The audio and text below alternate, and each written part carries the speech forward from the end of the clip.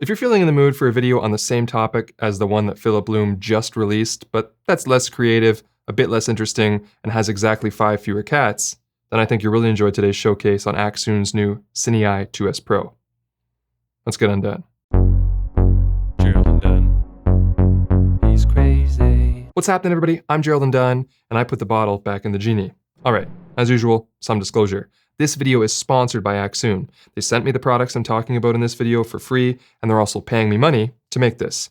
I do not, however, make sponsored videos on junk products. So while this showcase cannot be completely objective, you can trust that I think the product is good enough to promote on my channel. Oh, and knowing me, I probably titled this video something clickbaity like Accsoon Exposed or The Truth About the CineEye 2S Pro. I hope you'll indulge me a little, as I only did this to annoy Philip Bloom.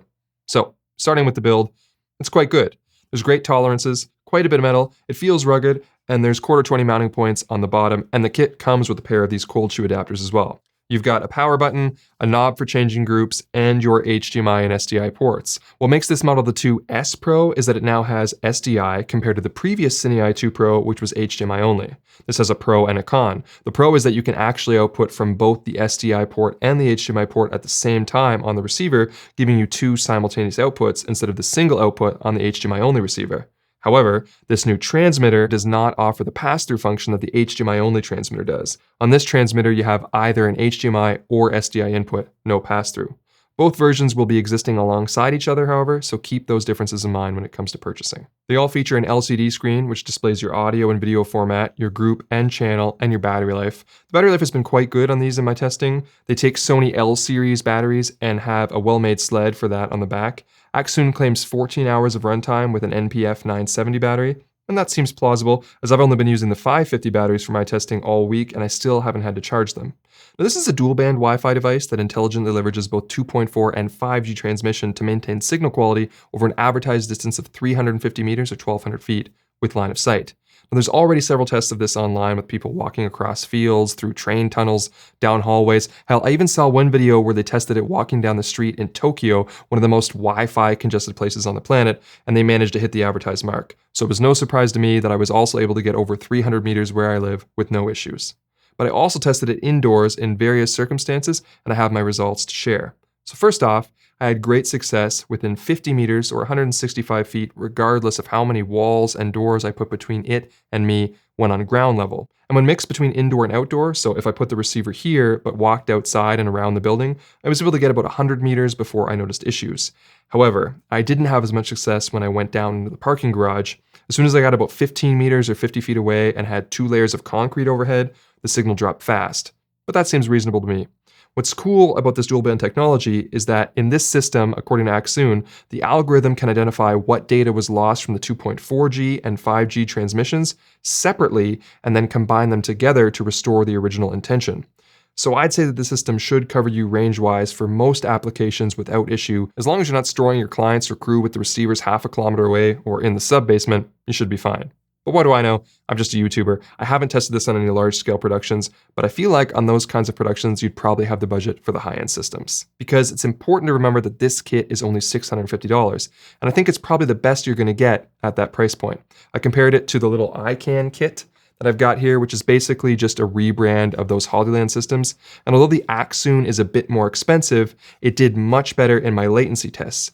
Now, latency tests are weird, and there's a couple factors you need to keep in mind. Most of the devices in the chain add latency, including most cameras and recorders. So we're more concerned with the latency added by the wireless system when it comes to comparing products. However, if you're a focus puller, you need to be more concerned with the latency of the entire chain, which I can't give you as it'll depend on the other gear you're using. Now, what I have noticed, however, is that some people tend to freak out over even inconsequential amounts of latency, without realizing that human beings have some hard limits on reaction and processing time of visual stimuli, with the average being around 1/4 of a second for most people. That's 250 milliseconds. There have been some recorded extremes of people reacting within 180 milliseconds and some rare cases of 120 milliseconds. So basically what I'm saying is anything less than 120 milliseconds isn't worth panicking about, as you likely can't tell your focus pulling fingers to move fast enough for that to matter anyway. But anything over 200 to 250 milliseconds will start to be problematic. So with all that being said, my control test was going from the Sony A1 via HDMI cable to my reference monitor, which is actually a fast gaming monitor, and I measured the latency at 24 frames per second and 60 frames per second.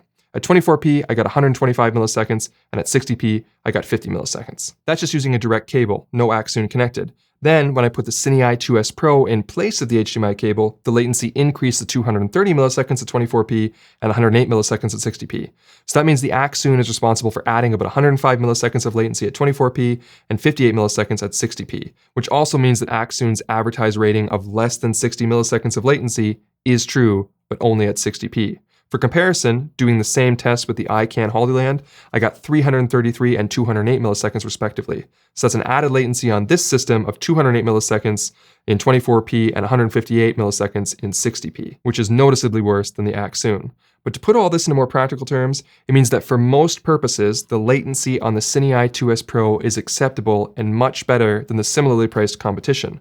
The only time I could see the latency being a problem is for focus pulls in critical, fast-moving situations, and I actually think it would probably be fine at 60p because I was only getting a total latency of 108 milliseconds, which is faster than most humans can react. But again, this might be worse depending on the camera and monitor used. But at 24p, we're getting dangerously close to that quarter of a second amount of latency that I suggested was too much for pulling focus. But something interesting is the Sony mirrorless cameras can actually output 60p over their HDMI while still recording 24p internally. So you could actually get better focus pulling latency without affecting your internal recordings. But again, that's based on this particular camera combination, and all of this talk is very subjective based on whatever gear you're going to be pairing with this wireless system. But let's be honest here, if you really need ultra low latency for critical focus pulling, there are other systems that do that, and I don't imagine Accsoon will mind me saying that either, because those other systems cost a lot more money and are designed with that purpose in mind, and don't have as much of the feature set of the Accsoon, like their app, for example. Now, usually I don't care that much about apps and find many of the camera apps buggy and annoying, but to be fair, the Accsoon app is terrific. It's stable, intuitive, and absolutely loaded with functionality. You can add up to 4 mobile devices to the network, which connect to the same transmitter, and you can use it in conjunction with monitors connected to the receiver, but you can also use it with just a phone and the transmitter and leave the receiver at home, which is pretty cool. All right, so I've got a little app demonstration set up here. This camera, the Sony A1, has the transmitter on it, and you can see here that that's what it's shooting. And this camera is just recording the phone. Ignore this one. And this is what the app can see. And I'm just going to show you kind of what you can do with the app, which there's a lot of functionality here. So we'll go over the buttons here first. So we can switch to grayscale. We can go through some RGB colors that you set. We can turn a histogram on. We can turn on waveforms. We can turn on focus peaking. It also has LUTs, which there's my regular LUT that I apply. And with most of these, you can, so this tray down here, you can adjust what goes in here. There's obviously some more things I'll show in a second, but you can also adjust them. So if we go over to look, you can see that I'm using the S-Log3 to LC709, but you can also install your own LUTs onto the device, so that's great.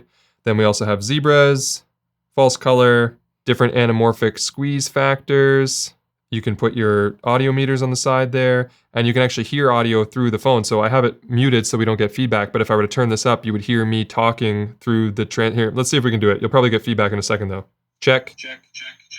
So you can actually monitor the audio through the phone as well. It's probably best if you wear headphones. Then we've got different frame guides that we can go through, and a rule of thirds grid.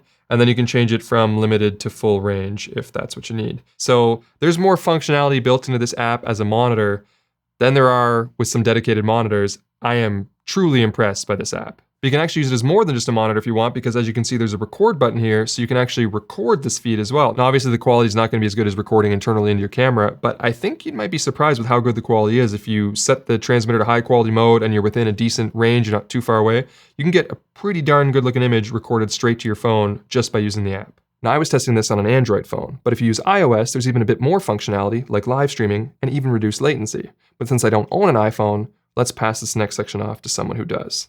Thank you, Gerald. Yes, the Accsoon Go app on iOS devices, like here on my iPad, does have a number of advantages over the Android version. One of the main ones is you can go live from it. So how do you do that? You press the live button, comes up with your settings, asking you for your RTMP URL and live stream code. So like from YouTube, you put it in there, click go live, and you're live. I would probably recommend making sure you don't have all this stuff on the screen at the same time.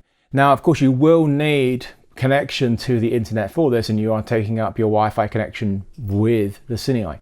So we're talking about data from your cellular connection. So 4G isn't really going to be, well, you can make it work just about, 5G ideally, but there is a workaround. If you have Wi-Fi, you can get something like this, which is an Ethernet repeater box.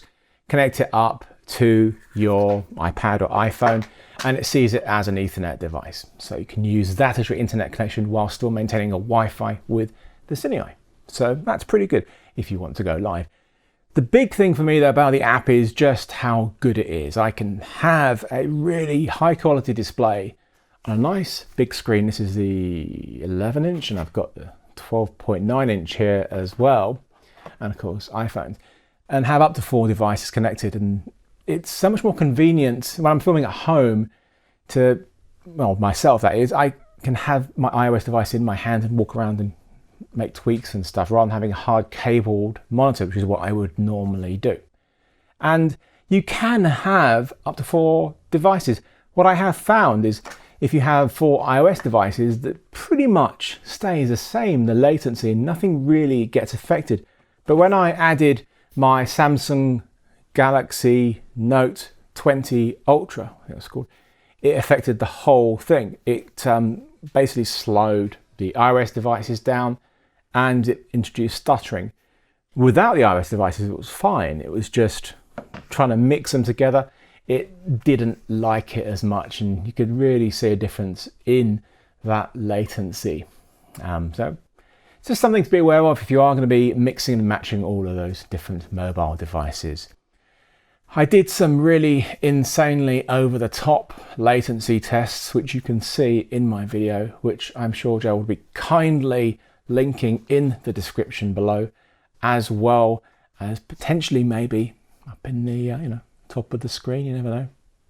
Anyway, back to you, sir, and to Canada.